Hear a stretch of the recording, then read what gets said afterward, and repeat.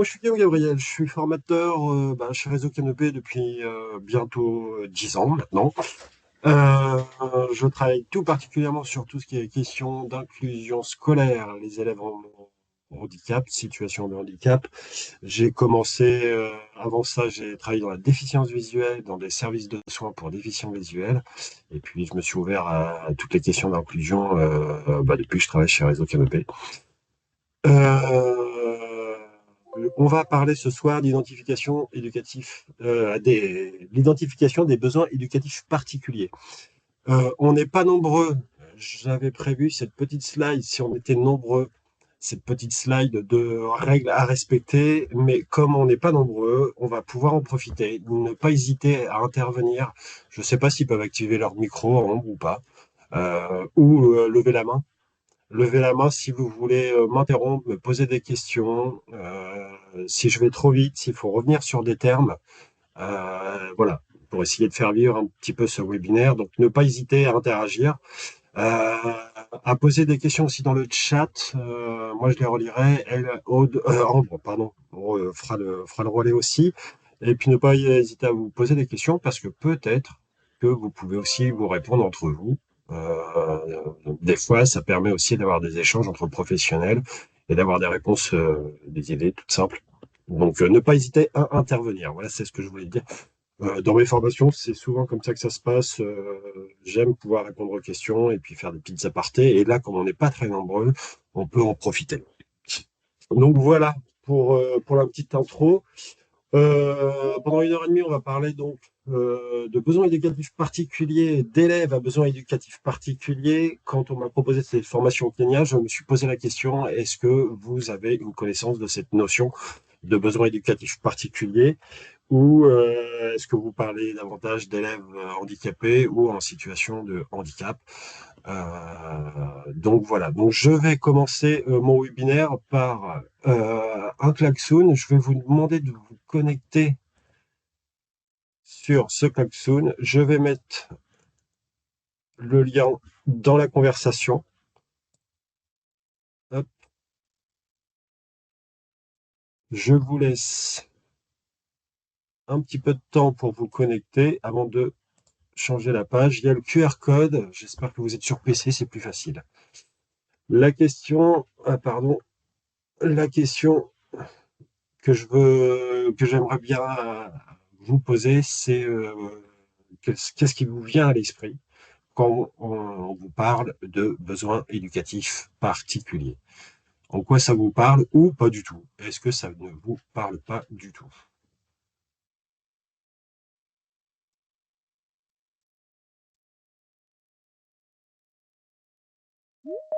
Ok, allez. Bon, on va poursuivre. Alors, en fait, pourquoi je vous demande cette activité? Souvent, lorsqu'on parle de besoins éducatifs particuliers, il y a des mots qui ressortent, qui sont déjà ressortis là, comme de l'étayage, comme les adaptations spécifiques. Des fois, on me parle des troubles, on me parle de de troubles autistiques, de dyslexie. Dites-moi hein, si ça vous parle, s'il faut des précisions sur tous ces termes. De dyslexie, on me parle effectivement d'attention, de mémorisation, difficultés de comportement, aspect physique ou physiologique qui peut bloquer un apprenant. Oui, c'est ça. En fait, euh, quand on parle, par exemple, des manifestations de différents niveaux d'attention, ça, ce sont les impacts qui sont liés à certains troubles ou certaines situations de handicap, les aspects physiques, physiologiques, c'est les éléments qui peuvent rendre bloquants. Et ces éléments bloquants vont sous-entendre dans les apprentissages des besoins particuliers. Et donc là, on va amener dans ce webinaire à bien différencier les notions de difficulté d'élèves. Quand on allait, voilà, quand vous parliez de manifestations de différents niveaux d'attention, de capacité de s'exprimer, ce sont des difficultés que rencontrent les élèves. Et pour répondre à ces difficultés, on va essayer d'identifier leurs besoins pour pouvoir y répondre, en fait. Quand on parle d'adaptation, de différencier la pédagogie et l'étayage soutenir. Ça va être des réponses qu'on va proposer aux besoins éducatifs particuliers. Ce ne sont pas en soi les besoins, ce sont des réponses qu'on va proposer aux besoins. On différencie parce que tel élève va avoir besoin de plus de temps, ou alors tel élève va avoir besoin qu'on adapte le texte pour faciliter la lecture. Donc il faut bien essayer de différencier la difficulté du besoin éducatif particulier. Les démarches pédagogiques pertinentes pour surmonter les obstacles d'apprentissage. On va aborder cette notion d'obstacle d'apprentissage complètement. On va essayer, à travers l'identification des besoins, d'identifier les obstacles qui font, enfin, les éléments qui font obstacle aux apprentissages pour pouvoir répondre aux besoins. Ça va être le sujet du webinaire. Je poursuis. Alors, je reprends ma petite slide et là, je vous propose une petite vidéo d'Hervé Benoît qui vous donne une définition des élèves à besoins éducatifs particuliers. Je passe la vidéo. Vous me dites si vous avez bien le son. Si c'est OK pour le son. Cette notion de besoin, elle est nouvelle, elle est extrêmement productive, extrêmement fructueuse. Vous avez le son ou pas? Et constitue un principe d'action essentiel pour un enseignant qui veut entrer dans une logique d'accessibilité universelle, de conception universelle des apprentissages. Toutefois, les besoins peuvent être compris de deux manières différentes et il est essentiel de bien distinguer les deux modalités de compréhension des besoins entre lesquels les enseignants ont le choix. Il faut concevoir les besoins un peu comme on concevait ce que j'ai appelé le continuum de diversité, ouvert et sans frontières de tous les élèves. Il faut concevoir les besoins de la même manière. Et c'est ainsi d'ailleurs qu'en 1978, Mary Warnock avait défini ce qu'elle avait appelé, puisque Mary Warnock était anglaise, elle avait appelé ça les Special Educational Needs, et qui ensuite a été traduit bien plus tard comme besoins éducatifs particuliers.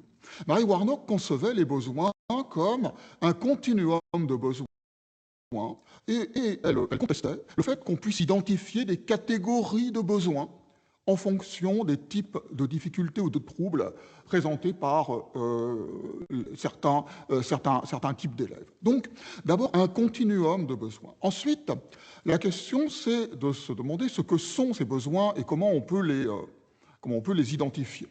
Il y a deux manières de concevoir le besoin.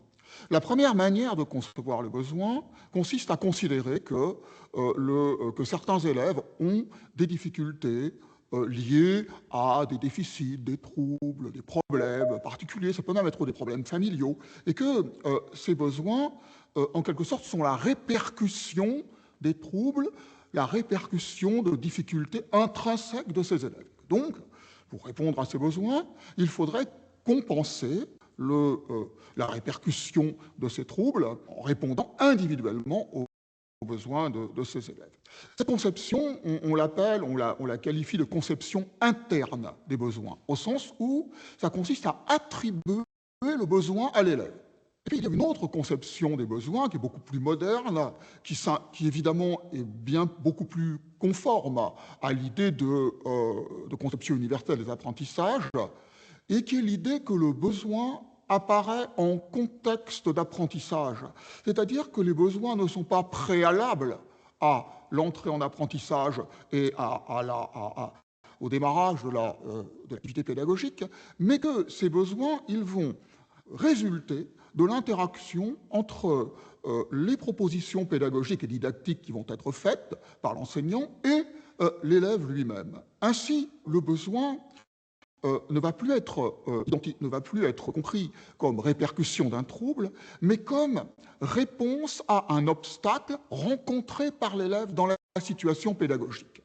Ainsi, peut-on concevoir les besoins, dans une perspective écosystémique, dans l'écosystème de la situation d'apprentissage, et non plus comme une caractéristique intrinsèque qui serait là avant même que l'élève n'entre dans l'activité d'apprentissage. Alors, ce que nous dit Hervé Benoît dans cette définition, en fait, on peut avoir une double approche pour essayer de prendre en compte le besoin d'un élève à besoin éducatif particulier. C'est la conception interne qui est liée propre aux caractéristiques intrinsèques de l'élève. Si vous avez un élève dyspraxique ou un élève dyslexique ou un élève porteur de TSA ou un allophone, on peut considérer qu'un allophone peut être en situation de handicap dans les situations d'apprentissage. En fait, on va considérer vraiment le besoin à partir du jeune, des caractéristiques intrinsèques du jeune. Pour répondre à ce besoin de manière intrinsèque, on va souvent mettre en place ce qu'on appelle de la compensation. Ça, c'est ce qu'on faisait il y a quelques années. On considérait les élèves un par un. Et puis, on essayait d'identifier leurs besoins de manière intrinsèque et on répondait individuellement à leurs besoins. Ça ne prend pas en compte l'environnement. Quand on parle de situation de handicap, la différence entre handicap et situation de handicap, c'est qu'en situation de handicap, on considère l'environnement. Un élève en situation de handicap, ça veut dire qu'en situation d'apprentissage à l'école, on le met en situation de handicap. Un dyslexique qui a des difficultés de lecture va être en situation de handicap à l'école parce que souvent il a besoin de lire pour réaliser des exercices, voilà, pour l'apprentissage de lecture. Mais si on le remet dans un autre contexte, dans un centre de loisirs, ou chez lui, à la famille, dans la famille, il n'est pas forcément en situation de handicap s'il n'a pas besoin de lire. Donc tout ça est lié à l'environnement. Et pour identifier ces besoins, on va les contextualiser par rapport aux situations d'apprentissage et puis par rapport à l'environnement scolaire, en fait. Effectivement, Ambre a raison. Ne pas hésiter à me dire s'il faut revenir ou s'il faut que j'aille moins vite. Donc, on va prendre en compte cet environnement-là, et c'est sur cet environnement que, dans une première approche, on va essayer d'identifier les obstacles qui peuvent, les éléments qui peuvent faire obstacle aux apprentissages. On va essayer de les repérer quand vous allez concevoir vos séances pédagogiques. On va essayer d'anticiper sur les différents obstacles et on va voir qu'il y a des éléments qui peuvent être des éléments d'obstacle pour plusieurs élèves en situation de handicap ou pour plusieurs élèves à besoins éducatifs particuliers. Et donc là, on va parler d'accessibilité pour essayer de généraliser, de répondre à un maximum de besoins. Et puis après, on va compenser pour un ou deux élèves qui ont des besoins vraiment très particuliers. Est-ce que c'est clair à peu près pour cette première approche? Dites-moi. Et est-ce qu'il faut que j'ai tendance à parler vite? Alors, dites-moi s'il faut que je ralentisse le débit. C'est clair. Bon, ok, très bien. Alors, en France, en 2000, la DGESCO, donc la Direction de la scolarité, en 2003, définissait les besoins éducatifs particuliers de cette manière-là, ce qui est encore à peu près vrai. On considérait que les élèves à besoins éducatifs particuliers pouvaient être classés dans ces grandes familles. Des enfants en situation familiale ou sociale difficile, des enfants intellectuellement précoces, les enfants qui ne sont pas en situation de handicap et qui ont des difficultés d'apprentissage. C'est différent. Les enfants malades, on les oublie, mais les enfants qui sont hospitalisés, qui ont des maladies chroniques, qui ont beaucoup d'absentéisme dû aux maladies, tout ça, ils ont des besoins particuliers auxquels on va répondre. Les élèves mineurs en milieu carcéral, les allophones, les gens du voyage, et puis après, il y a les personnes en situation de handicap physique, sensoriel, mentaux. On voit avec cette classification que finalement, les élèves en situation de handicap sont une toute petite partie des élèves à besoins éducatifs particuliers. Cette conception cette infographie de 2003, elle concerne, par rapport à ce que disait Hervé Benoît, vraiment une conception interne. Là, on considère les élèves intrinsèquement pour ce qu'ils sont. Dans cette classification de besoins éducatifs particuliers, on voit que ici, l'environnement n'est pas pris en compte. On va essayer maintenant de le prendre en compte. Je vais vous passer ce petit exercice. Alors, pour pouvoir identifier les besoins, je vais vous présenter dans la suite des webinaires des référentiels de besoins. 3 référentiels. Des référentiels de Aigron, de Valérie Barry, et puis, ça y est, j'ai oublié, c'est la fin de journée, de Aigron, de Valérie Barry et de Lapeyre. Pardon, de Lapeyre. Et à travers ces 3 référentiels, on va avoir une approche à travers ces trois focales. La focale élève, donc la partie intrinsèque de ce que disait Hervé Benoît, l'individu, où là, on va avoir une logique de compensation, une vision médicale, on va essayer de savoir les troubles, les impacts sur les troubles. Une focale classe, là, on va être sur l'environnement. On va être sur l'environnement. Est-ce qu'il y a des micros qui sont peut-être restés ouverts? Est-ce que vous pouvez éventuellement les couper? La focale classe, là, on va essayer d'agir sur le vivre ensemble. Comment est-ce qu'on peut répondre à des besoins avec le vivre ensemble, avec l'environnement? Et la focale activité, où là, on va rentrer dans un processus où on va vraiment se mettre en situation d'apprentissage et on va essayer d'identifier les obstacles, les éléments qui peuvent faire obstacle aux apprentissages pour certaines personnes, certains élèves, pardon. Alors, sur la focale élève, comment observer? Comment observer un élève pour essayer d'identifier ses besoins? Avec quelles modalités, avec quels outils? Je vais vous proposer des exemples de grilles, des référentiels, et après, vous allez essayer de compiler avec ce que je vais vous donner pour essayer de vous créer votre propre grille. Quand vous observez un élève à besoin éducatif particulier, quand vous avez identifié que un ou plusieurs élèves ont dit des difficultés à rentrer dans un apprentissage et vous vous posez la question, essayez tout d'abord, avant de vous lancer dans des grilles d'observation, dans des séances d'observation, de vous fixer un objectif. Qu'est-ce que vous voulez observer? Est-ce que vous voulez observer, est-ce que c'est des difficultés d'essayer d'identifier pourquoi il ne se lance pas dans une tâche? Pourquoi est-ce qu'il se déconcentre facilement? Pourquoi il ne veut pas produire de l'écrit, par exemple? Essayez de se donner un objectif d'observation et de limiter les items, les éléments que vous allez observer. Si vous voulez observer trop de choses, vous n'allez pas pouvoir et vous allez vous perdre dans les quantités d'observation et vous n'allez pas pouvoir les réexploiter derrière. Parce que quand on fait de l'observation, le but c'est d'avoir des éléments sur lesquels vous allez pouvoir agir derrière. Donc il n'en faut pas trop. Quitte à observer plusieurs fois, mais il n'en faut pas trop. Observer à plusieurs. Je ne sais pas si vous travaillez en équipe pédagogique dans vos établissements, si l'élève est accompagné par plusieurs personnes dans sa journée.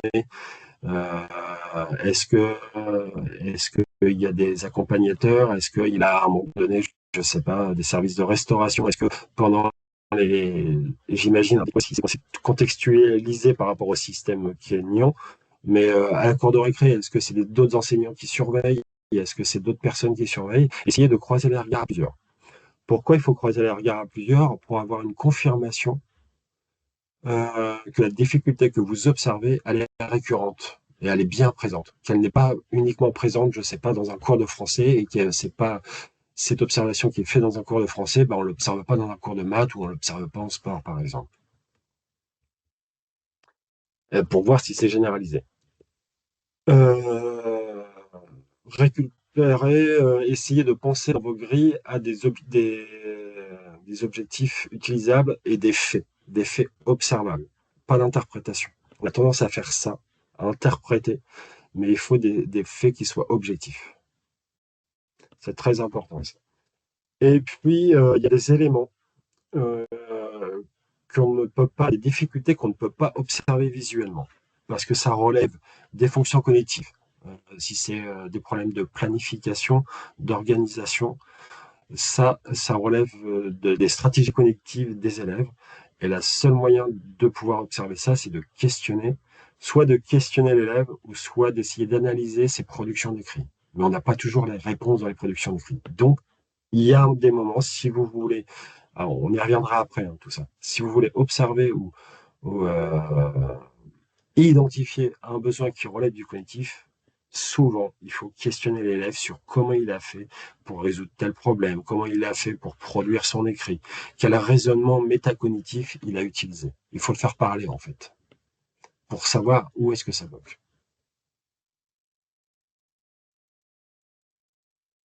Alors, je ne sais pas si dans le fonctionnement kényan, vous avez, chez nous, on a des écrits, des dossiers de PPS, de PAP qui identifient certains troubles. et qui permettent de suivre l'évolution des élèves sur plusieurs années. Je ne sais pas si c'est le cas chez vous, qui a ce genre de document.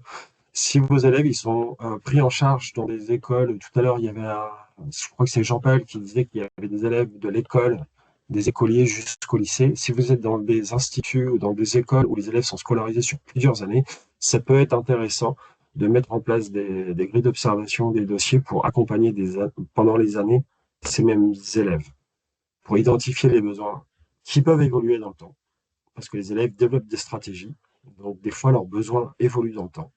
Et tout ça, il faut garder des traces, ça permet de garder du temps. Après, il faut faire des évaluations diagnostiques, des grilles d'observation. Pour les grilles d'observation, vous pouvez les observer en train de réaliser leurs tâches, tout simplement. Aussi, vous appuyez sur leur production d'écrit, que ce soit des évaluations, que ce soit des cahiers de brouillon. Ça peut être intéressant aussi d'analyser les cahiers de brouillon, d'observer ce qu'ils notent dans leur brouillon quand ils travaillent. Et puis, ce que je vous disais tout à l'heure, de les questionner sur leur stratégie d'apprentissage au niveau des fonctions cognitives, des fonctions exécutives. Est-ce qu'ils mémorisent bien? Est-ce qu'ils arrivent à s'organiser dans les résolutions de problèmes ou dans la production d'écrits? Est-ce qu'ils ont des stratégies? Alors ça, je vais le passer rapidement. Vous pourrez les reconsulter quand vous aurez le support. Ce sont différents outils d'évaluation de lecture pour différents niveaux d'élèves.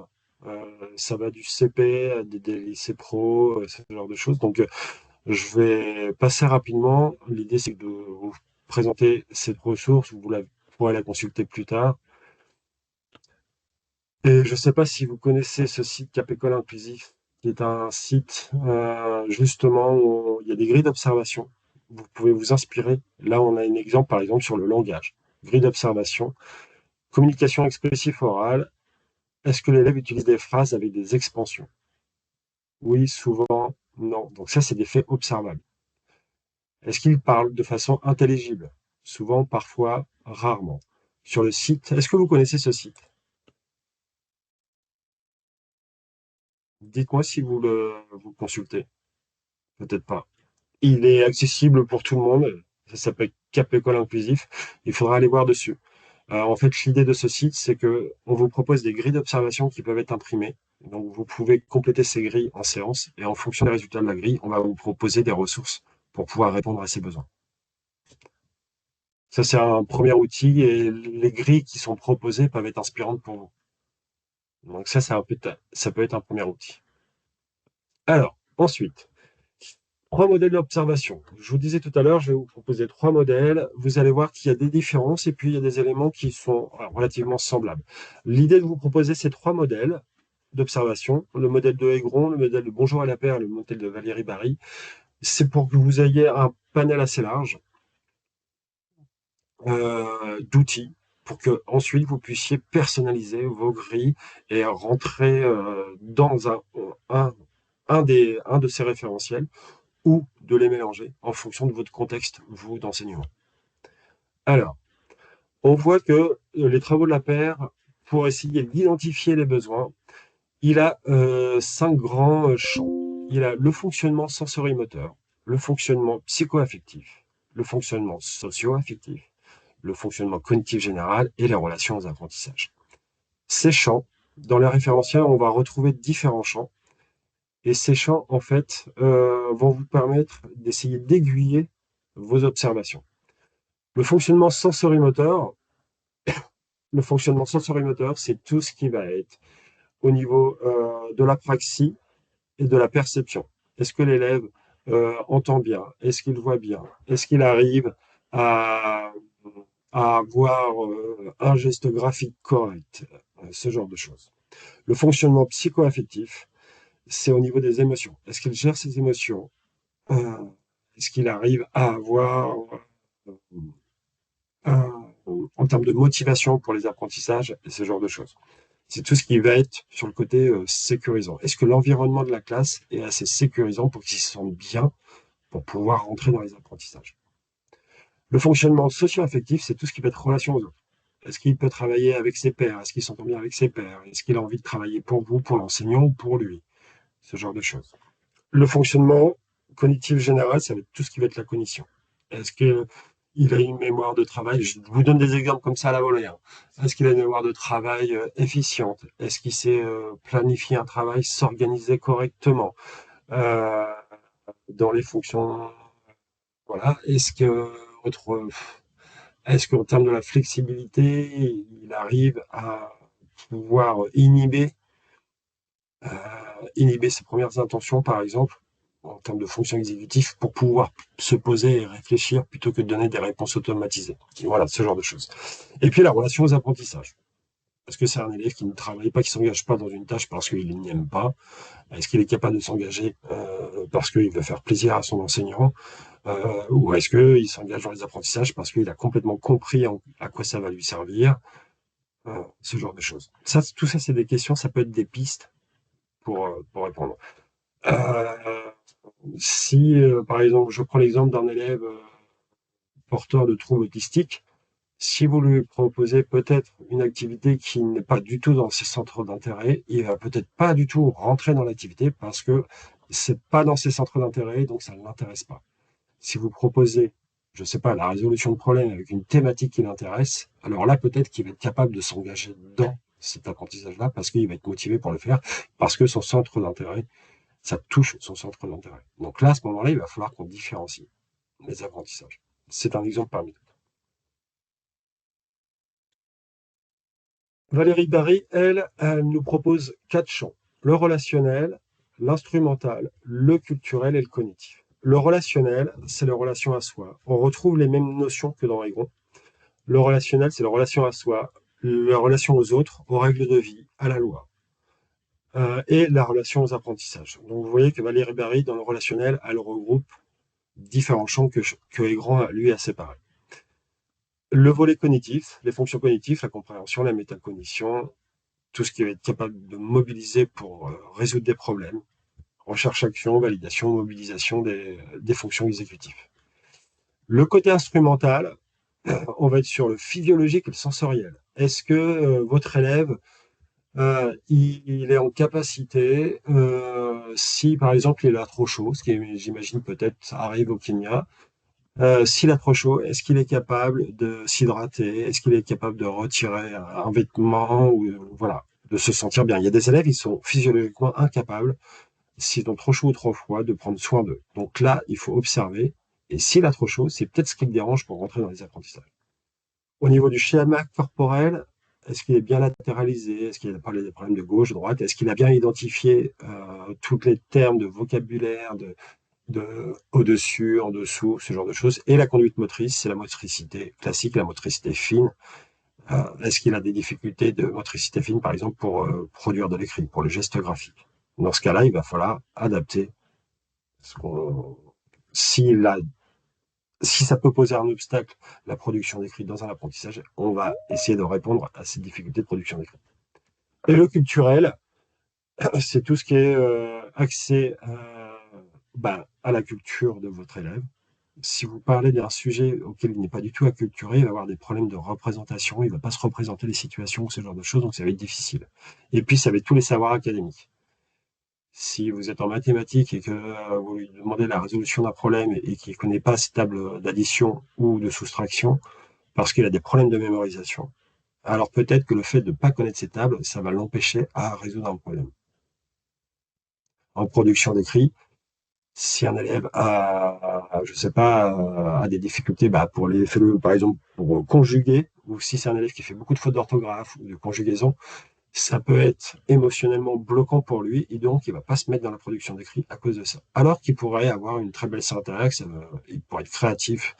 Je sais pas, si vous demandez d'écrire un petit texte ou ce genre de choses, il va, il va se le produire dans la tête, mais il va pas passer à l'écrit parce qu'il va avoir peur de faire trop de fautes. Il sait qu'il va faire trop de fautes. Donc là, on va trouver des éléments d'adaptation d'accessibilité pour que l'élève se sente soit autorisé à faire des fautes, ou soit des aides pour qu'il fasse pour minimiser les fautes.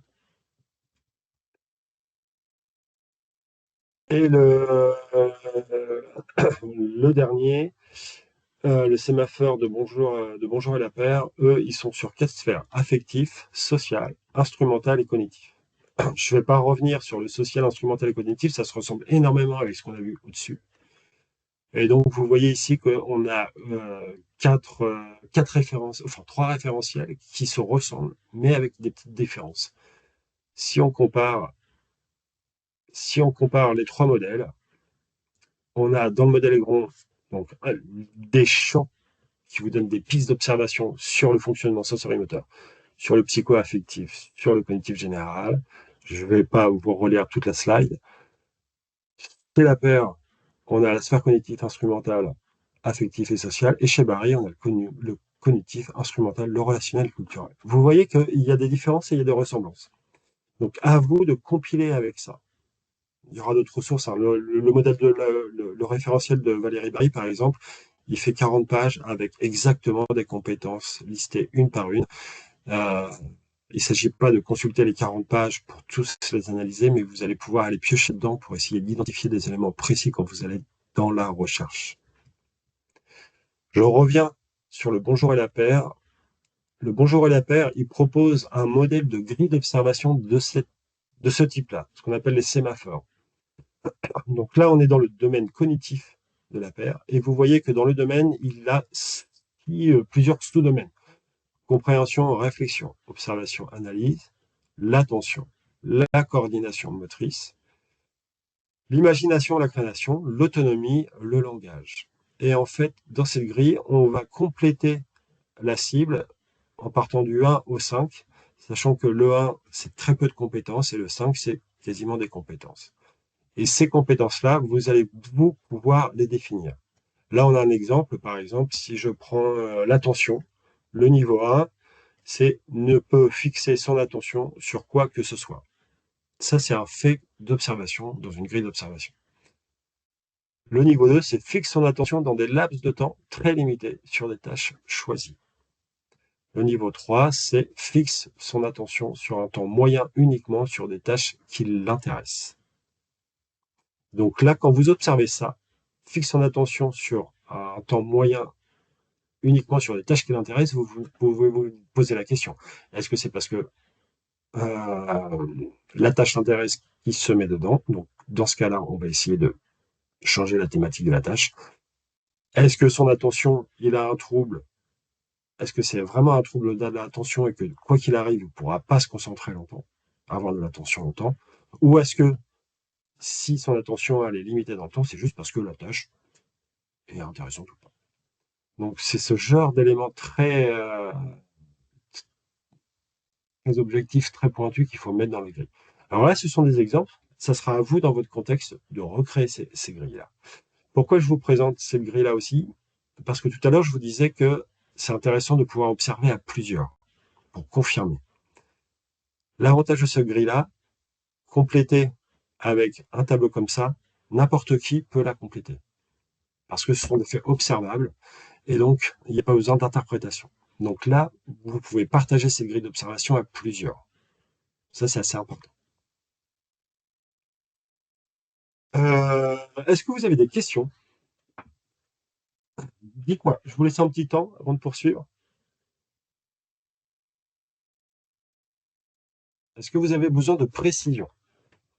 Et est-ce que ça vous paraît des outils que vous pouvez réinvestir surtout? Dites-moi un petit peu.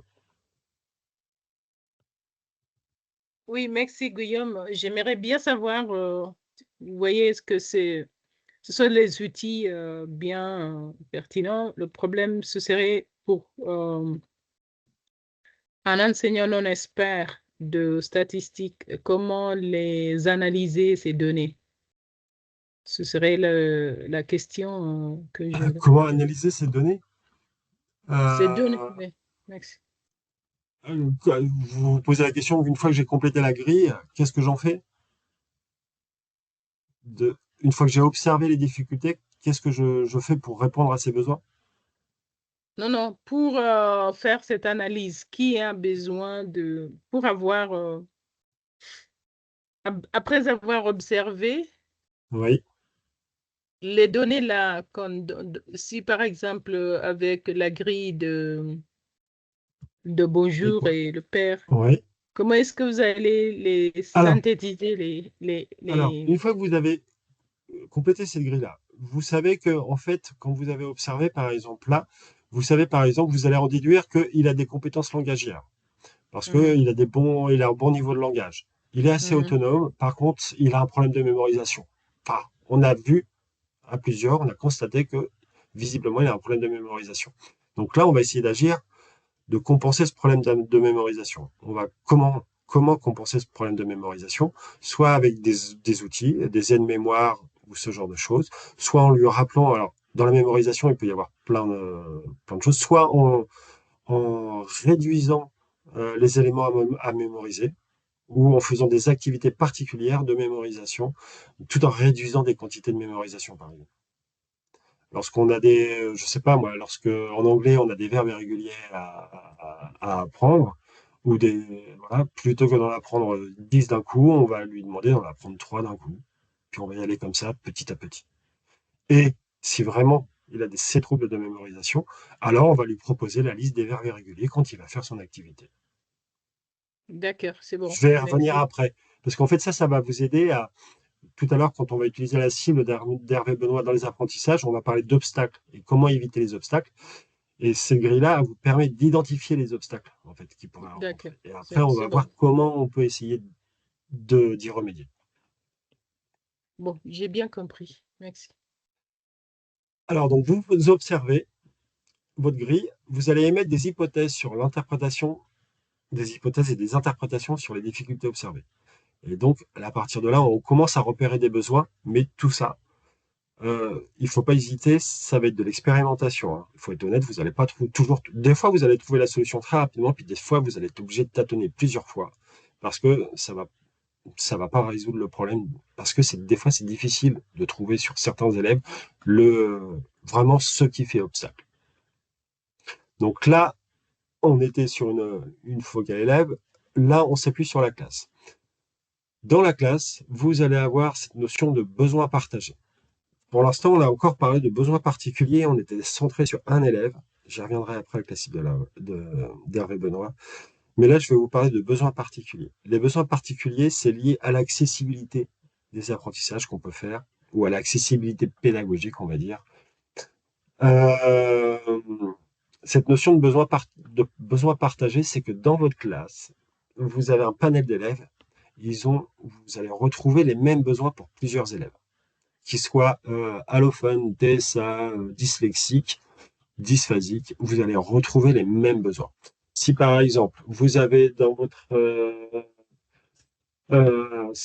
dans votre classe un nouvel arrivant qui ne maîtrise pas la langue, et puis si vous avez aussi un dysphasique qui a des difficultés par son trouble de dysphasie de compréhension orale, ou un sourd ou un malentendant, ils vont avoir les mêmes besoins, c'est-à-dire une communication oralisée, mais aussi visuelle, de confirmer la communication à travers des pictos, ce genre de choses. Donc là, c'est ce qu'on va parler de besoins partagés, c'est-à-dire qu'il va y avoir un même besoin pour plusieurs profils d'élèves. Et il faut essayer de fonctionner comme ça dans votre classe. Et on va travailler sur ces besoins partagés en proposant des ressources dans la classe, pardon, dans la classe, qui vont déjà éliminer pas mal de besoins de pas mal d'élèves. Je pense à des difficultés, je sais pas, des fois d'organisation. On peut imaginer que dans la classe, vous puissiez avoir des outils, des fiches de planification de tâches avec première étape, deuxième étape, troisième étape pour réaliser telle tâche. Décomposer les tâches d'apprentissage. Les élèves qui vont en avoir besoin vont aller les consulter. Les élèves qui ne vont pas en avoir besoin, ils ne vont pas aller les consulter. Mais ils sont en libre service. Et comme ça, vous répondez aux besoins et ça rend les élèves plus autonomes. Il ne faut pas hésiter à mettre en place tout ce qui va être des conjugueurs, des aides mémoire sur les tables de multiplication, sur les tableaux de conjugaison, ce genre de choses. Est-ce que je me fais bien comprendre? Pour éviter tout ce qui va être euh, au niveau de la concentration de l'attention, on peut imaginer que vous puissiez faire des petites isoloirs en carton, hein, tout simple, hein, en carton, où vous en faites deux ou trois, et les élèves vont, s'ils ont besoin de se concentrer, on peut mettre un casque anti-bruit, mettre un isoloir, et en fait, vous limitez tous les distracteurs de la classe pour certains élèves. Et en fait, vous en avez un ou deux dans la classe, et les élèves vont aller les utiliser s'ils en ont besoin. s'ils sentent qu'à un moment donné, il y a trop de bruit, l'ambiance, c'est difficile de se concentrer dans la classe, et ben ils peuvent s'isoler de cette manière. Ça va correspondre à des besoins qui vont peut-être correspondre à un élève autistique, comme un TDAH, un élève qui est hyperactif, avec ou pas des troubles de l'attention. S'il a trop de distracteurs autour de lui, il va pas pouvoir se concentrer. Donc vous voyez que là, on a des solutions, des ressources que vous pouvez mettre en place et qui vont répondre à plusieurs besoins. Et donc, c'est ce qu'on appelle ces besoins partagés. Et pour essayer d'identifier ces besoins partagés, là, moi, j'ai repris les 4 champs de Valérie Barry.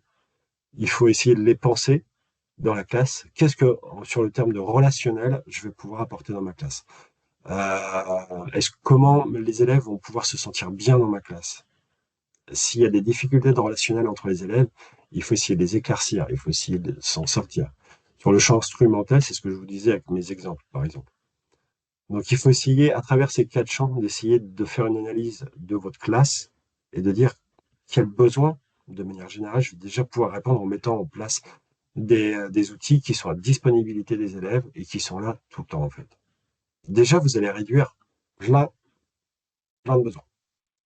Des fois, ça peut être un guide lecture, des guides lecture pour faciliter la lecture pour certains élèves dyslexiques. Ça va peut-être aussi, ceux qui ont des difficultés d'apprentissage de la lecture, les aider à lire tout simplement. Est-ce que ça va pour cette donc vraiment de ne pas hésiter à mettre des ressources à disposition sur la classe. Est-ce que c'est des choses qui sont envisageables dans votre contexte professionnel? Dites-moi. Absolument, oui. Il faut de la débrouille, hein.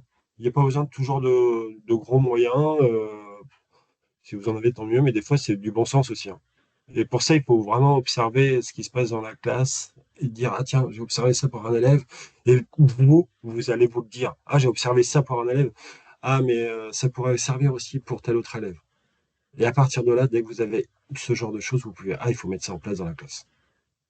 Et pas hésiter aussi à faire jouer les aides entre pairs. Un élève qui a des difficultés de lecture, vous pouvez aussi, comme moyen de compensation, de faire lire le texte par un autre élève. Et ça, c'est des règles qui s'instaurent dans la classe. C'est des pratiques qui s'instaurent, c'est à vous de les instaurer dans la classe. De laisser permettre à ces élèves de demander à un copain de lui lire le texte. Tout ça, c'est des pratiques qui se mettent en place, en fait. Il faut que vous puissiez, comment dirais-je, il faut instaurer ces règles de vie, j'ai envie de dire, pour que les élèves se sentent autorisés de prendre ces initiatives. Et vous allez voir que, du coup, eux, ils ont l'autonomie. Et vous allez pouvoir vous concentrer sur les difficultés plus précises, plus difficiles. Alors, je reviens on passe sur la focale activité. Analyser la tâche pour identifier les obstacles potentiels à l'origine des besoins. Et là, on va vraiment être sur l'activité. Je vous passe. Ouais, non, je vous lis. C'est quand même intéressant. Plutôt que de concevoir une séance à l'attention d'un élève moyen, cet élève épistémique qui n'existe pas, l'élève moyen n'existe pas, l'élève lambda, l'élève global n'existe pas, puis de chercher après coup ce que j'appelle les bretelles, les ceintures pour les élèves à besoins éducatifs particuliers. Maintenant, on va concevoir dès le départ des séances et des dispositifs didactiques qui incluent les élèves à besoins éducatifs particuliers. Il s'agit de réfléchir en amont à ce qu'on peut offrir comme aide en collectif pour que tous les élèves puissent bénéficier de la séance. L'idée, c'est que plutôt de préparer une séance didactique puis de l'adapter après pour tel ou tel élève, on va essayer dans votre conception, dans votre ingénierie pédagogique, dans votre conception de séance ou de séquence pédagogique, d'essayer d'anticiper un maximum de besoins ou d'obstacles que les élèves pourraient rencontrer. Et pour ça, il va falloir qu'on se mette à la place des élèves. Est-ce que vous connaissez cette infographie? Dites-moi. À gauche, on a de l'égalité. Donc, on voit que là, le petit spectateur, il ne voit pas du tout parce qu'il est plus petit. Il est différent des autres, il est plus petit. Après, on a la compensation. On met en place quelque chose de particulier pour ce spectateur-là. On va lui rajouter une caisse. Donc là, on est dans l'adaptation. Ça, c'est ce qu'on fait après coup souvent. Or, il va falloir penser à l'accessibilité, c'est-à-dire de prévoir en amont quelque chose qui puisse rendre accessible pour tous. Et ça va être la conception, dans la conception de vos scénarios pédagogiques. Et pour ça, on va utiliser la cible d'Hervé Benoît. Cette cible, elle est utilisable en situation d'apprentissage. Elle ressemble à quoi? Qu'est-ce que c'est que cette cible? Cette cible, elle est répartie en trois parties, trois compétences. C'est une cible de compétences. Au cœur de la cible, dans la partie rouge, on a ce qu'on appelle les compétences cœur de cible. La compétence cœur de cible, c'est la compétence qui est liée à l'apprentissage. C'est votre objectif d'apprentissage. Je suis en situation de problème, je suis en production d'écrit, je suis en, je sais pas, en sciences. C'est votre objectif d'apprentissage. Cette compétence, euh, on n'y touche pas. On ne l'adapte pas, on ne la compense pas, on ne la réduit pas parce que c'est l'objectif d'apprentissage. Donc, il faut pas toucher à cette compétence. À côté de ça, vous avez les compétences, ou autour de cette compétence, de cette nouvelle compétence à acquérir, de cet objectif, l'élève va utiliser des compétences spécifiques. Les compétences spécifiques, c'est les compétences liées à la matière, à la discipline. Je ne sais pas, on va retravailler dessus sur l'exemple. Pour résoudre un problème de mathématiques, l'élève, il a besoin de savoir compter. Pour produire je sais pas, en SVT, pour classer des animaux, il a besoin de savoir ce que c'est qu'un ovipare, un mammifère, voilà. Donc ça, ce sont des compétences spécifiques, des prérequis disciplinaires. Sur ces prérequis, on va pouvoir commencer à réfléchir comment est-ce qu'on peut les compenser s'ils sont pas là. Et de quelle manière. Et puis après, on a les compétences périphériques qui sont encore autour. Ça, ce sont les compétences que l'élève va devoir exploiter dans toutes les disciplines, dans toutes les situations d'apprentissage. Donc, ça veut dire être capable de mémoriser, être capable de produire de l'écrit. Souvent, on demande de la production d'écrit, qu'on soit en maths, en français, en sciences ou autre. Peut-être de la production orale, de l'expression orale. Toutes ces compétences qui sont vraiment transversales. Et à partir de ces trois types de compétences, on va faire une analyse de la situation d'apprentissage pour voir sur quelles compétences je vais pouvoir compenser, aménager pour atteindre la compétence cœur de cible. Je vous donne un exemple. Ici, par exemple, nous sommes en maternelle avec les tout petits. On demande à un élève d'empiler le bon nombre de cubes selon le nombre donné. J'espère que vous voyez bien l'image. En fait, la situation ici, c'est que il y a les petites étiquettes au sol et l'élève doit monter les petites colonnes pour faire correspondre le nombre de cubes au numéro indiqué. Ça va, cette situation? Dites-moi. Donc, essayez de vous poser la question. Que doit faire l'élève pour répondre, pour faire cette activité d'apprentissage? Quelles compétences il a? Quelles compétences il doit avoir? Si je vais plus loin, hop, voilà. On va détailler.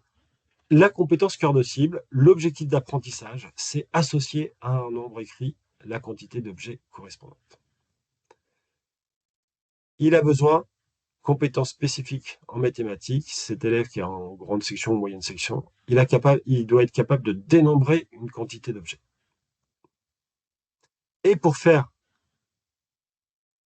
cette activité, en compétences périphériques, donc en compétences transversales, il doit savoir comprendre la consigne orale, ce qui n'est pas toujours le cas. Il doit faire preuve d'attention. Il doit être capable, en termes de motricité, d'empiler les cubes. C'est pas toujours facile. En termes de perception visio-spatiale, il doit être capable de poser son empilement de cubes sur la bonne étiquette, sans bouger l'étiquette, sans mettre le désordre, sans faire tout ça.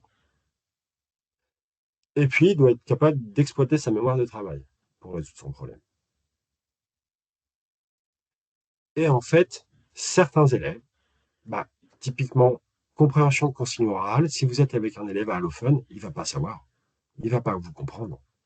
Comment est-ce que je peux adapter, comment est-ce que je peux compenser cet obstacle? Je vais la compenser parce que je suis dans une compétence périphérique. Je ne suis pas dans ma compétence cœur de cible. C'est pas parce que je lui fais un schéma de l'exercice de la consigne ou que je mets des pictos dans la consigne que je vais toucher à ma compétence cœur de cible, qui est associée à un nombre écrit, associée à un nombre écrit la quantité d'objets correspondants. Pardon. Comment comprendre la consigne orale? Il y a plein d'élèves en maternelle, ils le font tout simplement par imitation. Ils attendent de voir ce que l'élève d'à côté va faire. Ça va être leur modèle en quelque sorte. Ça peut être des solutions comme ça. Ça peut être tout simplement des solutions comme ça. Empiler des cubes de motricité fine. Comment est-ce qu'on peut compenser ces difficultés? Si l'élève n'arrive pas à emboîter les cubes, comment est-ce qu'on peut faire? On peut lui proposer les piles déjà emboîtées, et plutôt que ce soit lui qui les monte, on mélange toutes les piles, et c'est lui qui fait le choix dans les piles de 5, de 6. Il va choisir des piles qui sont déjà emboîtées, en fait. Ça peut être une manière de répondre à un obstacle d'apprentissage. Pour que lui puisse vraiment se concentrer sur l'association entre le nombre écrit et la quantité d'objets. Est-ce que c'est explicite comme exemple?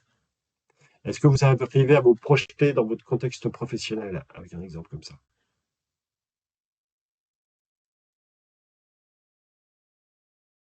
J'ai pas de réponse, je poursuis alors. Dites-moi. Alors, une autre situation de problème. On va pas le faire sur le Klaxoon. Je vous pose cette situation de mathématiques. Est-ce que vous pouvez me mettre dans le chat quelle compétence cœur de cible c'est, quelle compétence spécifique, donc liée à la matière, l'élève a besoin pour résoudre ce problème, et quelle compétence périphérique il a besoin pour résoudre ce problème. Vous y réfléchissez, vous vous mettez à sa place. Il est en train de lire l'exercice, et de quoi il a besoin? Qu'est-ce qu'il va mobiliser pour résoudre cet exercice? Il faut faire la condition de se mettre à sa place et dire je vais avoir besoin de tes compétences, ta compétence. N'hésitez pas à compléter le chat.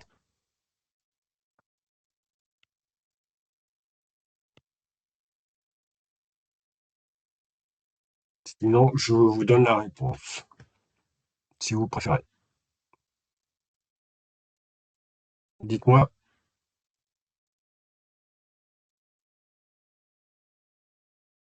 Oui, pour passer plus vite, merci. Alors, donc dans cet exercice, l'heure d'un départ. En vacances, les Dupont ont installé leur vélo sur le toit de la voiture. La voiture a une hauteur de 1,75 m et la barre de toit a une hauteur de 16 cm. Les vélos des parents font 1,10 m de hauteur. Donc là, l'objectif cœur de cible, votre objectif d'apprentissage, ici, c'est résoudre des problèmes nécessitant l'organisation de données multiples ou la construction d'une démarche qui combine des étapes de raisonnement. Ça, c'est l'objectif cœur de cible. Pour réaliser cet objectif, l'élève il va avoir besoin de sélectionner les données essentielles, de faire des conversions. On voit ici qu'on a des données qui sont en mètres, des données qui sont en centimètres. Ah, pardon, je clique dessus. Voilà. Donc, il va avoir besoin de faire des conversions. Il va avoir besoin de réaliser des calculs. Ça, c'est pour une compétence spécifique liée à la discipline des mathématiques. La compétence périphérique, il doit être capable de lire le texte, de comprendre le lexique, la situation, de planifier, de mobiliser sa mémoire de travail entre les conversions, entre les résultats des sommes, des soustractions. Doit être capable de faire ça. Certains élèves qui ont des troubles n'ont pas la capacité de faire ça. Et puis, quelque chose qu'on oublie souvent, vous avez vu que la réponse, c'est note tes calculs et rédige ta phrase. Pour un élève qui a des difficultés de geste graphique de rédaction, eh ben, il va être embêté tout de suite. Donc ça, on va pouvoir intervenir dessus. De quelle manière? Sur cet élément-là, il y a aussi le lexique, la représentation de l'élève. Est-ce qu'un élève arrive à se représenter ce que c'est que d'avoir des vélos sur un toit de voiture? Peut-être qu'il y a des élèves qui ont du mal à concevoir la situation problème à ça. Là, on est sur un texte écrit, donc on va aussi essayer de proposer une réponse pour répondre à cet obstacle de représentation du problème. Et donc, il est où? Il est où? Il est où? Voilà. On a ici, pour répondre à la sélection des données essentielles, on va pouvoir répondre aux besoins. Il y a besoin d'avoir peu de données à traiter en même temps. Ça, c'est vraiment le besoin de certains élèves. Besoin d'aide visuelle pour réaliser des conversions des calculs posés. Donc, par exemple, si l'élève a des difficultés pour les conversions, il y a différentes options. Soit vous changez les valeurs numériques pour ne pas avoir de conversion, soit vous lui proposez un tableau de conversion mis à dispo. Et ça, on revient, vous voyez, le tableau de conversion, ça peut être un outil partagé que je vous parlais tout à l'heure. Dans la classe, il y a des outils de tableau de conversion. Que ce soit des tableaux de conversion de masse, de longueur ou autre, mais l'élève sait qu'il peut aller chercher ça pour soulager cette compétence spécifique qui n'est pas encore acquise. Et sur les compétences périphériques, sur la lecture, compréhension du lexique, besoin d'une représentation pour comprendre la situation, on va utiliser un schéma tout simplement. Et sur la planification, la mobilisation de la mémoire de travail, on va pouvoir lui proposer éventuellement un plan qui va lui proposer les étapes de la résolution. Je lis le problème, je surligne les données que je trouve essentielles, je fais mes conversions, et ainsi de suite, et ainsi de suite. Et à la fin, je produis ma trace écrite, ou je fais une production de trace orale, ou je fais produire la trace écrite par un copain, peu importe. Vous voyez, là, ici, on peut imaginer un schéma qui accompagne le texte pour avoir une représentation visuelle de la situation. Donc, en fait, il faut se mettre à la place de l'élève et essayer d'identifier tous les obstacles de cette manière-là. Est-ce que c'est un outil qui vous paraît pertinent? Dites-moi. Et exploitable dans votre contexte. Vous allez voir qu'au début, ça peut être intéressant, d'utiliser cet outil-là de cible. Et vous allez vite en prendre l'habitude dans la conception de vos séances, de se mettre à la place d'eux et de penser à ça. Ma compétence cible, c'est mon objectif d'apprentissage, j'y touche pas. Par contre, quelles compétences, quels prérequis dans ma discipline l'élève va devoir exploiter et est-ce que je peux pas les compenser pour qu'il arrive quand même à atteindre cette compétence cible, cet objectif d'apprentissage. Et la même chose dans les compétences périphériques. Alors, quand vous allez observer, vous allez identifier donc les objectifs de la séance et surtout les objectifs prioritaires. Vous allez lister les actions et les opérations mentales que l'élève doit faire. Et avec ces opérations mentales, vous allez lister les obstacles possibles que l'élève peut rencontrer. Mais vous allez aussi pouvoir vous appuyer sur ce qu'il sait faire. Et c'est pour le prendre en compte. Ça va être lié aux observations que vous allez faire avant. Vous allez voir si tel élève a telle compétence. Il faut aussi s'appuyer sur ses compétences, sur ses envies, sur ses ressentis. Et ça va être, voilà. Si la situation problème ici n'intéresse pas un élève, parce qu'il n'aime pas le vélo, et ben peut-être qu'on peut avoir le même objectif cœur de cible avec une autre thématique de problème. Et là, on rentre dans la différenciation. Et donc, concevoir sa séance avec des supports proposant des moyens de réduire ou de contourner les obstacles. C'est toujours dans cette idée-là. On essaie de réduire au maximum et de contourner les obstacles. Voilà. Donc, quand vous identifiez, vous utilisez la cible, vous allez identifier les compétences qui sont acquises par les élèves, qui doivent être acquis et qui font obstacle. Et après, on formule un besoin.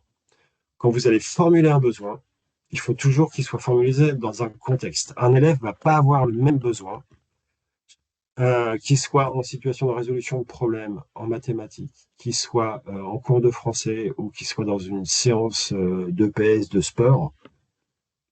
L'environnement change, le contexte change, donc le besoin va être différent. Un élève dyslexique en séance de sport, à la limite, il n'est pas en situation de handicap ou il n'a pas besoin de particulier. Un élève dyspraxique qui a des problèmes de coordination, de latéralisation, il peut avoir le même problème dans je sais pas, dans une situation de géométrie, d'apprentissage de la géométrie pour tracer, pour tracer, je sais pas, une médiatrice. Et puis, il peut avoir le même problème en situation de sport pour un geste de sport, je sais pas, un lancer de javelot ou ce genre de choses. Donc ça, vous allez voir que ça peut dépendre des situations. Et donc, on formule souvent un besoin avec l'élève a besoin d'un dispositif, a besoin d'une adaptation, a besoin d'un aide-mémoire pour pouvoir résoudre ce problème. L'élève a besoin qu'on lui fasse de la production écrite pour pouvoir répondre à l'exercice. Toujours essayer de contextualiser. Ça va pour ça? Dites-moi.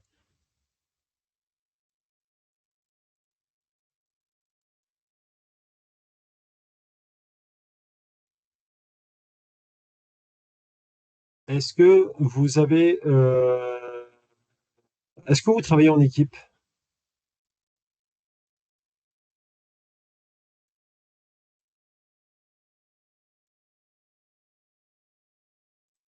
Et Quand on donc, est avec les élèves, non, quand vous travaillez, est-ce que vous avez l'occasion de faire je sais pas, en équipe d'enseignants?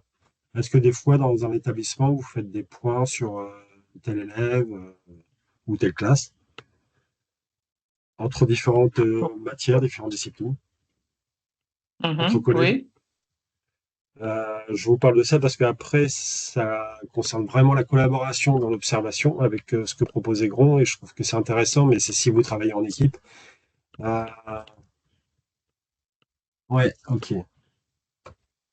Je suis la seule enseignante français à l'école. Ok.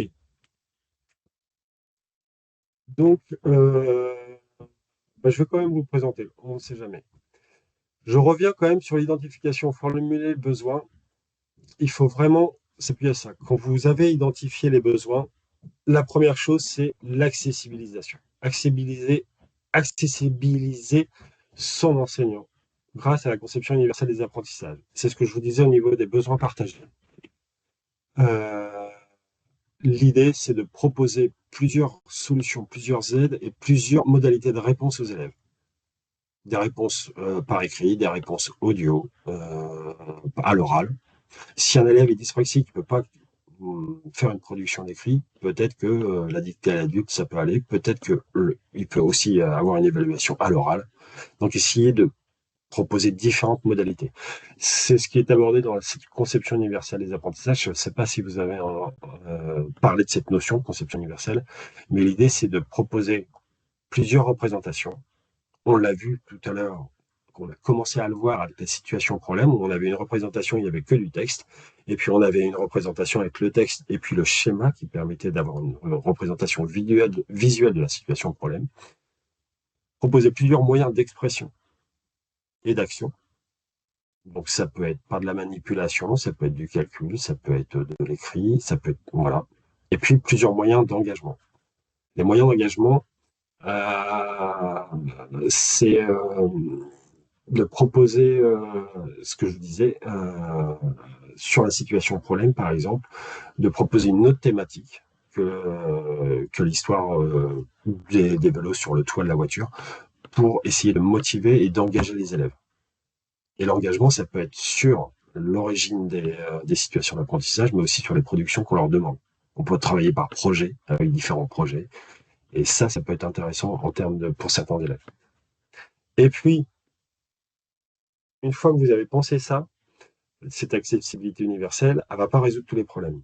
Parce qu'il y a des élèves qui ont vraiment des besoins très, très particuliers. Et là, on va passer dans la compensation, où là, on revient sur une réponse aux besoins individuels. Mais normalement, la conception universelle va déjà répondre à pas mal de besoins de plusieurs élèves. Donc, il faut vraiment penser ça. Essayez de penser en amont vos séances de manière universelle, et puis après, de compenser si ça ne suffit pas pour certains élèves. Alors, hop. Ce que je voulais vous montrer là, c'est le résultat d'une manière de travail que propose Aigron quand on travaille en équipe pour identifier les besoins d'un élève. En fait, la première étape, c'est de se réunir en équipe pédagogique avec les différents professionnels. Alors, quand je dis équipe pédagogique, ça peut être des enseignants, ça peut être des accompagnateurs, ça peut être des éducateurs, c'est tous les professionnels qui gravitent autour de l'élève, d'une manière ou d'une autre. Et en fait, vous pouvez, alors là, on est sur l'exemple de Grand, mais on peut utiliser les champs de Barry pour faire la même démarche. C'est pas grave. Ce qui est intéressant, c'est la démarche d'avoir. Vous vous réunissez en équipe. Et puis, la première chose que vous allez avoir, c'est d'avoir une présentation de l'élève. Chaque professionnel va mettre ses observations sur un tableau blanc, hein, classique. On met ses observations sur un tableau blanc. Mais on essaye d'avoir des observations dans les différents champs. Là, on voit qu'on est sur les 4 champs de Aigron. Il y a le psychosocial, le cognitif, l'exécutif et les relations à savoir. On essaye de quand même compléter tous les champs, mais pas uniquement des obstacles. On va compléter des compétences de l'enfant, de l'élève aussi. Dans tous les champs, on va mettre les obstacles et les compétences, ce qu'il sait faire et les difficultés qu'il rencontre. Et puis après, on va se questionner sur comment répondre aux obstacles et sur quelles compétences on peut s'appuyer. Donc vraiment, c'est important de faire ce tableau collectivement. Vous voyez ici, si je détaille, je vais essayer de grossir un peu, on a les observations qui ont été faites par l'équipe pédagogique. Violence envers ses camarades, conflit avec les pairs, violence, insulte, demande où on le frappe demande où on le frappe pour frapper. En revanche, il est attaché aux adultes. Il n'a pas les codes sociaux, pas de limite ni de distance avec les autres. Harcèlement sur les réseaux sociaux. On ne sait pas s'il est harcelé ou si c'est un harceleur là dans la situation. Pas d'agression d'adultes. Ment pour se sentir en situation. Tout ça, ce sont des faits observables qui ont été rapportés par l'équipe disciplinaire. Dans le cognitif, concentration difficile, mémorisation difficile, vocabulaire peu riche, syntaxe simple. Dans la relation à savoir, s'auto-exclut, entre guillemets, en français. Là, on a eu une observation qui a été peut-être faite par l'enseignant de français, mais qui n'est pas, peut-être pas généralisable. Mais vous voyez, il s'auto-exclut en français, mais il est heureux de venir en classe. Donc ça, c'est des appuis aussi sur lesquels on va pouvoir faire. Et donc, ces observations, on les fait collectivement. Une fois qu'on a fait ces observations, on va essayer d'identifier les difficultés et les points d'appui.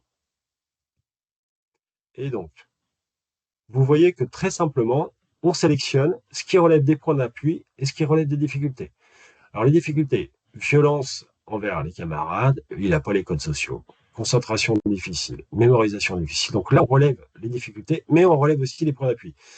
Il est quand même attaché aux adultes. Visiblement, il peut communiquer avec les adultes. Le rapport aux adultes, pour lui, c'est important.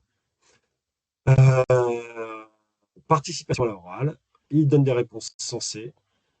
Il y a les adaptations, il y a de la réussite. Donc là, vous voyez qu'on est dans les compétences, dans les points d'appui et dans les difficultés. Et une fois qu'on a fait ça, on va émettre des hypothèses de résolution. Concentration difficile, mémorisation difficile. On va réduire et on va séquencer, on va réduire les temps d'activité et on va séquencer les activités. Voilà. Soutien à la mémoire. Là, c'est écrit soutien à la mémoire. Ça peut être des aides-mémoire, ça peut être des techniques de mémorisation avec des flashcards, d'autres manières de mémoriser. Voilà. Là, on a noté qu'il y a peut-être quelque chose à jouer sur l'attachement à l'adulte. Il y a peut-être des contrats à faire avec lui pour tous les problèmes qu'il a avec les camarades sur le relationnel. peut-être qu'il est prêt à faire un contrat de comportement par rapport à des adultes ou ce genre de choses.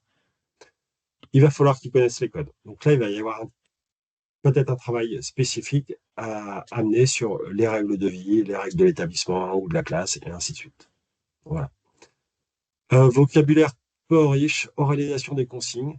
Ça veut dire que peut-être que s'il y a trop de consignes à l'écrit, il va falloir qu'on pense à oraliser les consignes et à lui demander des réponses à l'oral. Voilà. Et puis, il faut qu'on essaye de le mettre en réussite. Vous voyez que là, il y a une analyse qui est faite de manière collective avec toute l'équipe pédagogique. Et ce qui est intéressant de faire ce type d'analyse avec l'équipe, ça veut dire que les stratégies pour éviter les obstacles vont être mises en place dans toutes les disciplines, dans toute sa journée à l'élève. Donc ça peut être intéressant aussi. Je ne sais pas si ça se prête à votre contexte, si vous arrivez à travailler en équipe de cette manière. Et puis après, ça, ce sont des outils de Brunner je ne vais pas trop m'étendre ici, il est 18h19, je voulais vous laisser la parole. Et là, c'est des stratégies de Brunner. Vous aurez les références dans le support qui vous propose des pistes d'étayage pour enrôler, pour signaler, pour maintenir l'attention, par exemple, ce genre de choses, pour réduire les activités. Il y a tout un spectre. Voilà. Et puis, ça, ce sont les adaptations, une cartographie des adaptations de Julia Miglet. Elle a fait tout un travail pour essayer de catégoriser les types d'adaptations qu'on peut mettre. Quand le problème c'est raisonner, quand le problème c'est lire, quand le problème c'est voir, en fait, elle a fait toute une étude. Elle s'est souvent rendue compte que dans les besoins de plusieurs profils d'élèves à besoins éducatifs particuliers, les problèmes sont souvent entendre, des problèmes pour la lecture, des problèmes pour la production d'écrit, pour le dire, pour le langage oral, des problèmes de manipulation, donc motricité, et les problèmes de voir. Voilà. Et donc, elle vous propose des pistes de résolution par rapport à ces problèmes. Ça aussi, ça peut être des pistes d'observation. Est-ce que je vais observer si l'élève raisonne? Comment il raisonne?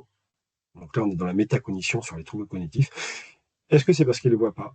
Donc là, je vais observer dans l'environnement. Il ne voit pas pourquoi? Parce qu'il est loin du tableau, parce que la lumière le gêne, parce qu'il y a du soleil, parce que j'écris trop petit au tableau. Voilà. Si c'est des difficultés de lecture, est-ce que accessibiliser un texte en Arial 12, interligne, ça va faciliter les choses? Ça vous donne des pistes d'observation. Et puis, j'ai fait le tour. Ça, c'est les différentes ressources. Je vous les laisserai consulter. Cap École Inclusive, je vous en ai parlé. Ressources pour l'école inclusive, c'est vraiment une pépite. Il y a plein de choses sur ce site-là. Il ne faudra pas hésiter à les voir. Il y a des infographies sur des notions. Qu'est-ce que c'est qu'un LFT, qu'est-ce que c'est qu'un 10 sur des réponses aux besoins aussi, sur des process à mettre en place, puis des ressources numériques. Je ne sais pas si vous travaillez avec le numérique, mais il y a aussi pas mal de ressources numériques pour produire des pictogrammes, par exemple, ou ce genre de choses. Et je m'arrête là, et je suis prêt à répondre à vos questions. Dites-moi. Est-ce qu'il y a besoin de précision, de revenir sur des choses?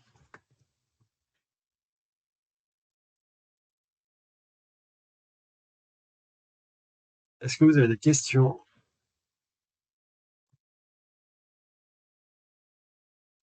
Vous pouvez activer les micros si vous voulez. On a la chance avec Teams de pouvoir avoir justement cette adaptation entre ceux qui veulent poser une question à l'écrit ou à l'oral. Oui, Clara, si tu veux activer ton micro, tu peux. Merci beaucoup. Je n'ai pas de questions, mais juste pour vous féliciter pour cette bonne présentation.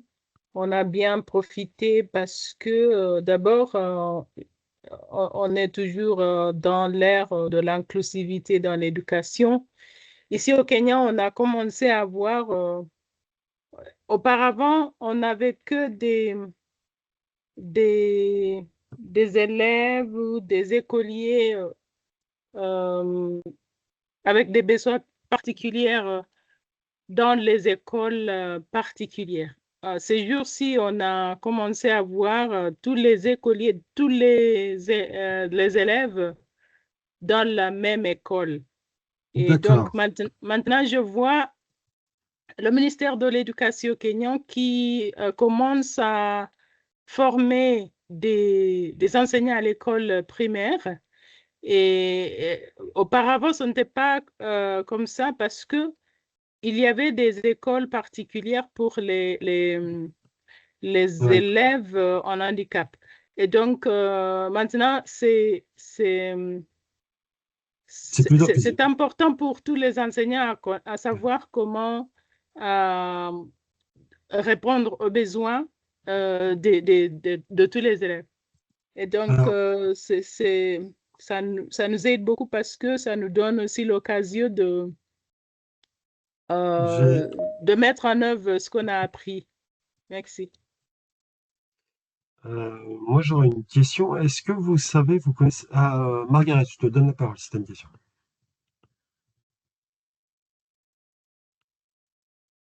Merci, Gabriel, pour une intervention très, très enrichissante. Moi, j'avais seulement un commentaire parce que je me rappelle quand je travaillais à Nairobi. Maintenant, je travaille au village, mais quand j'étais à Nairobi, j'ai assisté à un stage euh, à l'école française, ou ce qu'on appelle ici au Kenya le lycée de Denis Diderot. Et là-bas, on avait un stage où nous avons appris à comment utiliser quoi, les étudiants ou les élèves plus doués que les autres, d'aider les autres. Donc, on a eu un concept là-bas d'un conducteur d'une voiture qui travaille vous savez, avec une Oui, voiture, on se déplace vite, hein. Et puis, il y avait un motard et un piéton. Donc, on nous a appris comment le conducteur de la voiture peut aider le motard et le piéton à apprendre, utiliser les autres élèves dans la classe comment dirais-je, une classe où il y a les besoins éducatifs particuliers. oui. Donc, c'était vraiment enrichissant. Et je trouve que votre intervention m'a rappelé ce stage-là. Aussi, je voudrais vous poser une question. Est-ce que vous faites la même chose en France? Est-ce que vous, à Canapé, est-ce qu'il y a des stratégies éducatives comme ça? Comment est-ce qu'on utilise les élèves d'enseigner les autres élèves? Je ne sais pas. Euh, alors, oui, enfin, ça commence. Pour être honnête. Ça dépend des pratiques, ça dépend des professionnels, ça dépend du niveau aussi des élèves. Euh, c'est plus facile. Enfin, dans le premier degré chez nous, donc le premier degré, c'est des élèves qui vont avant d'arriver au collège, donc ils ont jusqu'à 11 ans, 12 ans. Les classes, c'est le même enseignant qui a les élèves pour toutes ces matières, donc l'enseignant peut mettre ce genre de pratique en classe. Arrivé dans le secondaire, ils ont plusieurs enseignants, donc la collaboration dans une classe, elle est plus difficile je vais être honnête avec vous, elle est plus difficile à réaliser parce qu'en fait, c'est pas une pratique commune de tous les enseignants. Mm. Et, et ça devrait. C'est ce que nous, on commence à mettre aussi en place en format. Quand vous parliez tout de suite de faire participer les autres, on a des formations spécifiques sur le rôle, ce qu'on appelle de tuteur et de tutoré. Et ça, Oui, ce sont des règles qu'il faut mettre en place si vous voulez. C'est une très bonne idée, hein. Et ça vous permet, vous, de pouvoir répondre à des besoins tout en vous libérant du temps, vous, en tant qu'enseignant, de ne pas être tout le temps mobilisé. Parce qu'en fait, ce sont oui, oui, les autres élèves qui vont prendre le relais. Mais oui, ça se met en absolument. place avec des règles de Mhm. tuteur et de tutoré, parce qu'il faut que chaque élève accepte son rôle d'être tuteur pour les bons élèves qui veulent Oui, aider les autres, mhm. et aussi être Absolument. tutoré pour les élèves qui sont plus en difficulté. Et dans la mise en Oui, place de cette tuteur et tutoré, il faut bien oui, penser que tous les élèves doivent avoir les deux rôles. oui. Parce qu'en fait, si ce sont toujours les mêmes qui sont tutorés, donc aidés, Mhm. il peut y avoir une sorte de stigmatisation qui se met en place. D'accord. Et des fois, les tuteurs, ils en ont marre d'être tuteurs. Même Mhm. si c'est des bons élèves, on ne peut pas toujours le confier ce rôle de tuteur aux mêmes élèves. Donc, c'est tout D'accord. un dispositif.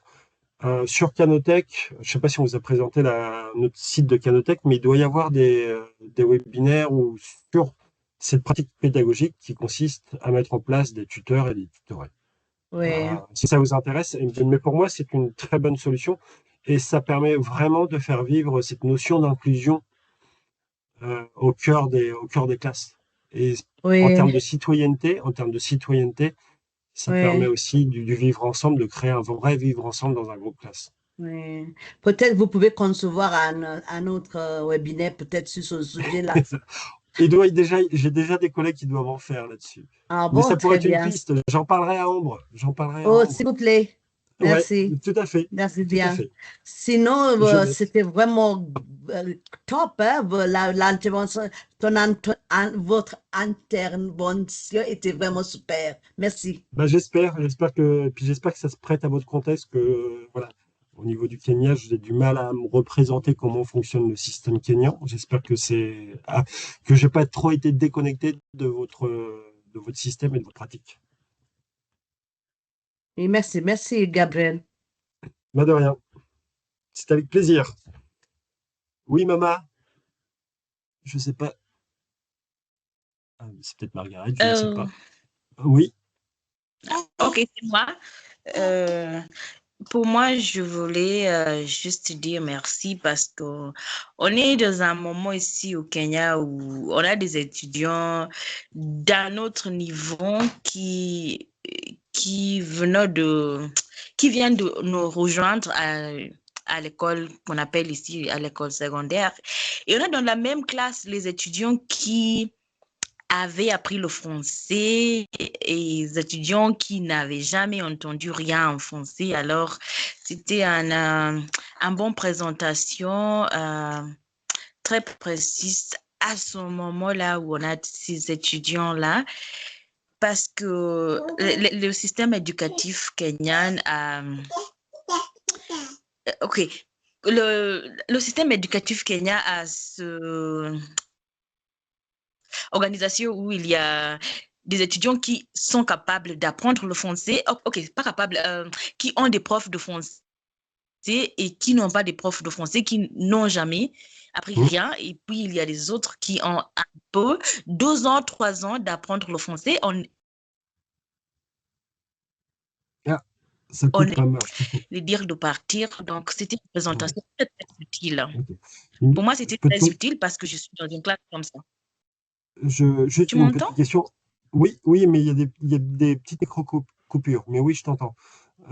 Une petite question. L'enseignement supérieur, il est dispensé en français? Non. Non? OK. Moi, je suis professeure de français Ouais, dans un pays anglophone, comme vous savez. ouais, Et là, les étudiants qui apprennent le français, le français, c'est une matière comme l'anglais, comme ouais, d'accord. maternelle, comme ça. Et il y a un problème parce que le gouvernement n'engage pas des professeurs dans toutes les écoles primaires. Et on a les étudiants qui vont Oui, qui bénéficient dans leur cursus de aux l'apprentissage du écoles, français devant et d'autres non. les enseigner. Oui. Alors, je peux dire les étudiants, peut-être qu'ils ne viennent pas des écoles si grandes et les étudiants qui viennent des écoles, des petites écoles et des grandes Ouais. écoles, on les mélange comme ça. Et oui, pour moi, c'était une présentation très précise à ce moment où je suis cette situation. C'est ma situation D'accord. maintenant et je vais utiliser ce, ces connaissances-là à faire quelque chose, hein, Bon. à résoudre mes difficultés. Il faut pas hésiter quand je vous enverrai le support, à retourner vers les liens qui sont sur le support. Je vous parlais du référentiel barré et tout ça. Je vous disais, c'est 40 pages où vraiment c'est compétence par compétence. Donc, c'est des choses dans lesquelles vous allez pouvoir piocher pour identifier précisément tel besoin ou tel besoin.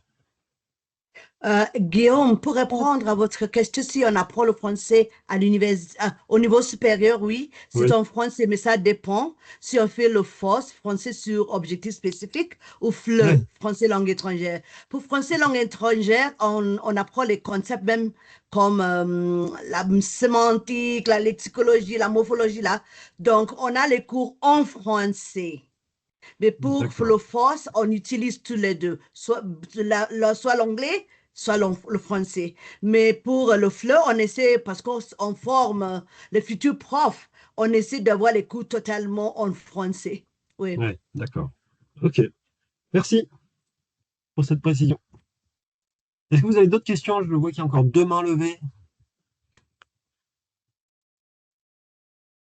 Prenez la parole, hein.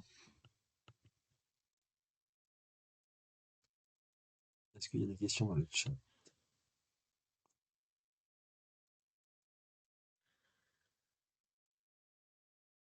Dites-moi s'il y a encore des questions. C'était peut-être les mains levées de tout à l'heure. Je vois que Ambre a rajouté le lien vers la Canotech. La Canotech, oui, c'est une plateforme. J'espère qu'on vous en a parlé, peut-être, peut-être pas. Je sais pas, Ambre. C'est une plateforme de formation où vous pouvez vous inscrire à des webinaires comme on a fait ce soir. C'est gratuit, c'est libre. Vous avez tout un agenda sur différentes thématiques pédagogiques. Et puis il y a des petites vidéos des petites vidéos de 3-4 minutes d'experts sur certaines notions. Euh, voilà. Si je pense à une vidéo qui pourrait vous intéresser, qui vous explique la différence entre la compensation et l'accessibilité, par exemple. C'est une petite animation qui dure 3 minutes avec une infographie, une animation, c'est super. Des très bonnes ressources. Et ça peut être intéressant à la fois pour vous et puis pour vos collègues aussi. C'est des choses qui seront partagées. Bah, écoutez, si vous avez plus de questions, on va clore cette formation. Merci pour ces petits applaudissements. Bah écoutez, j'espère que vous allez pouvoir réinvestir tout ça. Et puis, je vous souhaite une bonne continuation. Et puis, essayez, voilà, effectivement, d'avoir toujours ce petit regard inclusif dans votre pratique. Surtout que si c'est comme je viens de le comprendre, c'est quelque chose qui arrive, qui est tout récent dans vos classes. Vous êtes en train de vivre les mêmes transformations qu'en France, nous avons vécues il y a 20 ans. Donc, c'est des changements de pratiques pédagogiques à avoir, effectivement. Je vous remercie. Je sais pas si Ambre, tu veux faire une petite Merci clôture beaucoup. ou... Oui, merci à tous. Je vous ai mis le lien pour le questionnaire de satisfaction de ce webinaire dans la conversation. Et puis donc pour rappel, ça a été enregistré. Vous retrouverez le replay sur la plateforme CFTD ainsi que sur l'espace YouTube Francophonie au Kenya. Merci à tous d'avoir suivi ce webinaire. Un grand merci à toi, Guillaume, de l'avoir conduit. Et puis on vous dit à la prochaine fois pour le prochain webinaire, donc au mois d'avril. Merci. Merci à vous. Bonne Merci, au soirée. revoir. Merci.